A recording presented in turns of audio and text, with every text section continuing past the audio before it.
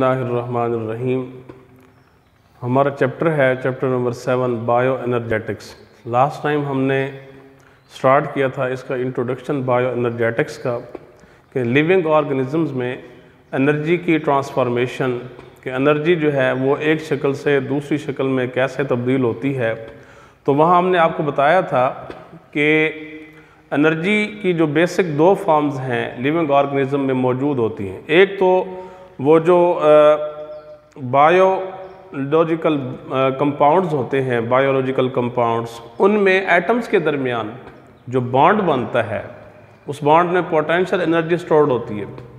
जब ये बॉन्ड टूटता है तो काइनेटिक एनर्जी में कन्वर्ट हो जाती है। उस दौरान ये एनर्जी जब यूटिलाइज की जाती है बॉडी के ज़रिए तो हीट की सूरत में एनर्जी का लॉस भी होता है।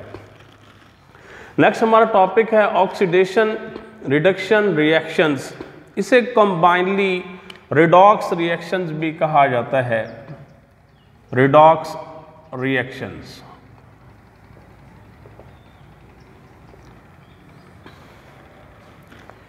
लिविंग ऑर्गेनिजम्स के अंदर बहुत से ऐसे लाइफ प्रोसेसेस हैं, ज़िंदगी के ऐसे अवामिल हैं कि जिनमें एनर्जी मुसलसल उसका बहाव होता है, उसका कांस्टेंट फ्लो है कि एक शक्ल से दूसरी शक्ल में तब्दील होती रहती है।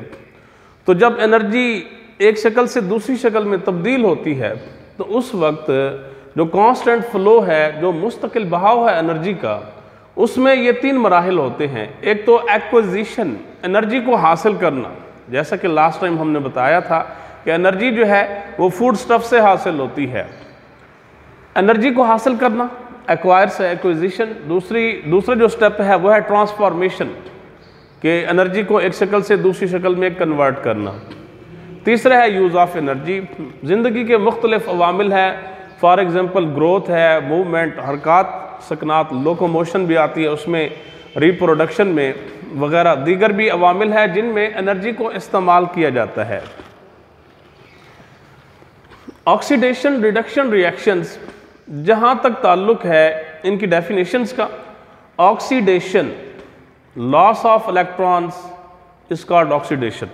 इसके साथ ही loss of hydrogen is also called oxidation. Gaining of oxygen is called oxidation. Reduction gain of electrons और गेन ऑफ हाइड्रोजन एटम्स और loss of oxygen atoms is called reduction. Oxidation as well as reductions are collectively called redox reactions. Living organisms के अंदर electrons जो है जब उनका जो बहाव होता है, कोई एटम इलेक्ट्रॉन हासिल करता है या इलेक्ट्रॉन का लॉस करता है तो इलेक्ट्रॉन जो है वो उस वक्त सोर्स ऑफ एनर्जी बनते हैं। और इलेक्ट्रॉन्स का एनर्जी का सोर्स होना इस बात पे डिपेंड करता है कि इलेक्ट्रॉन किसी भी एटम के अंदर उनकी लोकेशन क्या है, उनकी पोजीशन क्या है। एग्जाम्पल हम देते हैं, इलेक्ट्रॉन्स, हम एज्यूम करते हैं कि electrons are source of energy but this depends upon their position in the atoms, their location in the atom. For example oxygen atom, oxygen जो है इसका एटॉमिक नंबर 8 है और इसका मास नंबर 16 जनरली लिया जाता है।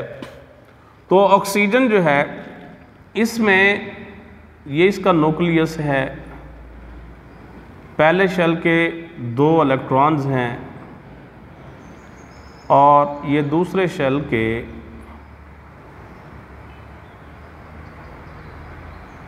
6 इलेक्ट्रॉन्स हैं। ये जो वैलेंस इलेक्ट्रॉन्स हैं ये उस वक्त सोर्स ऑफ एनर्जी होते हैं जब ये किसी भी एटम से इनको दूर खींचा जाता है। मतलब ये है कि जब कोई भी वैलेंस इलेक्ट्रॉन दूसरे किसी एटम के साथ बॉन्ड बनाता है तो उस वक्त ये एनर्जी का सोर्स हो सकता है। जब तक ये अपने एटम के साथ मौजूद है, अपनी ओरिजिनल लोकेशन पे मौजूद है, तो उस वक्त ये स्टेबल है। अब ये एनर्जी सोर्स नहीं है, लेकिन जब इसी को खींचा जाता है दूसरे एटम के साथ, इसका बॉन्ड बनता है, फॉर एग्जांपल ये ऑक्सीजन है, इसके जो वैलेंस शेल है उसमें इलेक्ट्रॉन्स हैं 6। अब यही जो ऑक्सीजन है अगर ये कार्बन के साथ बॉन्ड बनाता है, फॉर एग्जांपल कार्बन जो है इसके वैलेंस शेल में होते हैं 4 इलेक्ट्रॉन्स,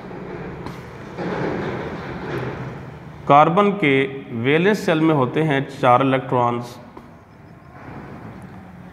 अब ये ऑक्सीजन जो है इसने बॉन्ड बनाए हैं कार्बन के साथ,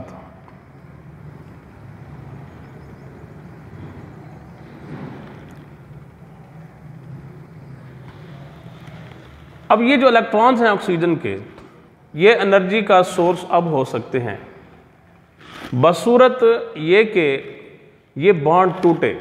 जब ये बॉन्ड टूटता है तो ऑक्सीजन के वो इलेक्ट्रॉन जिन्होंने कार्बन के साथ बॉन्ड बनाया है ये वापस मूव करते हैं अपने ओरिजिनल एटम की तरफ। जैसे ही इलेक्ट्रॉन्स का बैक फ्लो होता है तो उस वक्त ये एनर्जी खारिज करते हैं, क्योंकि इलेक्ट्रॉन्स का जो फ्लो है वो एनर्जी का सोर्स होता है। तो इलेक्ट्रॉन्स एनर्जी का सोर्स है, ये डिपेंड करता है उनकी लोकेशन पर कि वो किसी भी एटम में कहाँ मौजूद है, उनकी पोजीशन क्या है। अगर वो ओरिजिनल एटम के वैलेंस इलेक्ट्रॉन पे मौजूद हैं, वैलेंस शेल में मौजूद हैं, तो उस वक्त एनर्जी का ज़रिया नहीं है। लेकिन जब इन्हें दूसरा एटम खींचता है यानी बॉन्ड बनाते हैं, अब बॉन्ड के अंदर हम पहले ही इसको स्टडी कर चुके हैं कि अगर बायोमोलिक्यूल है तो इस बॉन्ड में पोटेंशियल एनर्जी स्टोर्ड है। जैसे ये बॉन्ड टूटता है तो ये पोटेंशियल एनर्जी काइनेटिक एनर्जी में कन्वर्ट हो जाएगी। रिडॉक्स रिएक्शंस लिविंग ऑर्गेनिजम्स के अंदर, क्योंकि लिविंग ऑर्गेनिजम्स में जो इलेक्ट्रॉन्स हैं वो फ्रीली फ्लो नहीं करते, तो लिविंग ऑर्गेनिजम्स में जो रिडॉक्स रिएक्शन है ये डिपेंड करता है हाइड्रोजन एटम के गेन या उसके लॉस पर, डिपेंड्स अपॉन गेन और loss of hydrogen atom, gain और loss of hydrogen atom, hydrogen atom. मैं एग्जांपल देता हूं यहां कि लिविंग ऑर्गेनिज्म में फॉर एग्जांपल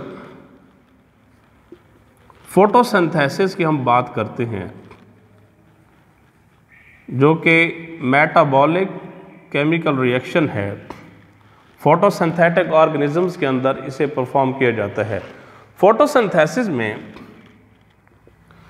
कार्बन डाइऑक्साइड और पानी के दरमियान केमिकल रिएक्शन होता है, इसमें लाइट एनर्जी को कंज्यूम किया जाता है। ये सारा प्रोसेस जो है ये क्लोरोफिल के अंदर होता है।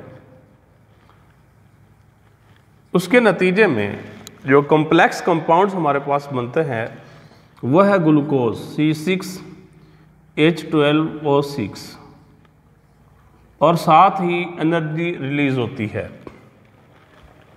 साथ ही ऑक्सीजन रिलीज होती है।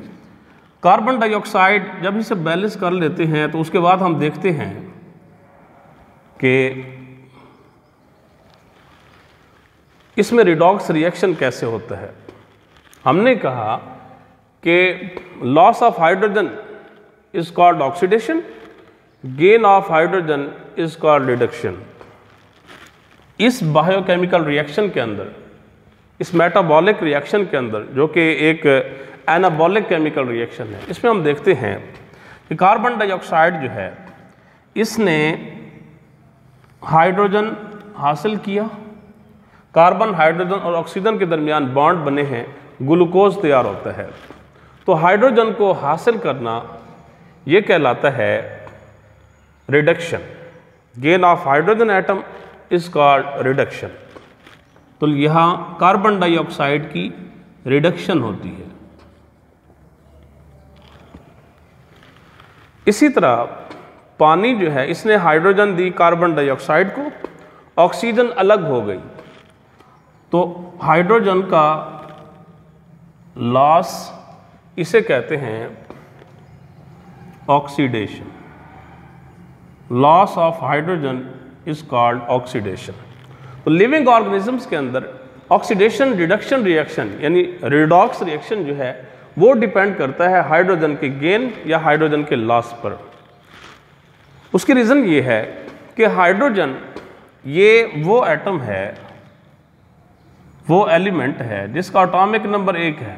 प्रोटियम जिसकी हम जो मोस्ट अबंडेंट इसका आइसोटोप है हाइड्रोजन, इसका एटॉमिक नंबर 1 है। इसका मतलब ये है कि हाइड्रोजन इसके न्यूक्लियस में एक प्रोटॉन है, इसका शेल भी एक है और इसका इलेक्ट्रॉन भी एक है। जब कोई भी मॉलिक्यूल हाइड्रोजन का लॉस कर रहा है, इसका मतलब ये है कि एक इलेक्ट्रॉन लूज कर रहा है। जब कोई भी मॉलिक्यूल हाइड्रोजन गेन कर रहा है तो इट मीन्स ये एक इलेक्ट्रॉन गेन कर रहा है, क्योंकि हाइड्रोजन के पास एक इलेक्ट्रॉन है। लिविंग ऑर्गेनिजम्स के अंदर हम कह सकते हैं कि इन living organism the redox reaction depends upon gain और loss of hydrogen atom, because hydrogen contain 1 electron.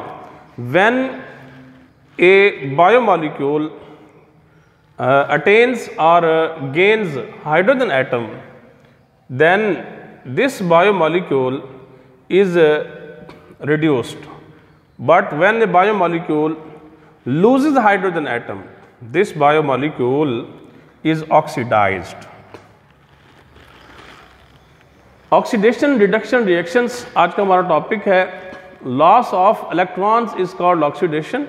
Gain of electron is called reduction. Oxidation as well as reduction are collectively called redox reactions. Living organisms के अंदर energy जो है वो constantly मुसलसल मुस्तकिल तौर पे बहती रहती है, एक शक्ल से दूसरी शक्ल में तब्दील होती रहती है। तो इसका जो इन्हिसार है वो एक्विजिशन एनर्जी हासिल करना, ट्रांसफॉर्मेशन एनर्जी का पोटेंशियल एनर्जी से काइनेटिक एनर्जी में तब्दील हो जाना, और तीसरा जो इसका लेवल होता है वो है यूज़ ऑफ एनर्जी, मुख्तलिफ अवामिल जो हैं ज़िंदगी के उसमें एनर्जी को इस्तेमाल करना। लिविंग ऑर्गेनिजम्स के अंदर जो रिडॉक्स रिएक्शन है वो डिपेंड करता है हाइड्रोजन एटम के गेन या लॉस पर, हासिल करना या इसे जो है इसका लॉस करना, देना। मैंने मिसाल दी है फोटोसिंथेसिस की कि फोटोसिंथेसिस में जब कार्बन डाइऑक्साइड हाइड्रोजन एटम हासिल करता है, ग्लूकोज तैयार होता है, तो कार्बन डाइऑक्साइड रिड्यूस हो जाता है। इसी तरह इसी केमिकल रिएक्शन के दौरान जब पानी का एक मॉलिक्यूल हाइड्रोजन एटम को लूज़ करता है, ऑक्सीजन रिलीज़ होती है, तो पानी जो है यहाँ ऑक्सीडाइज हो जाता है।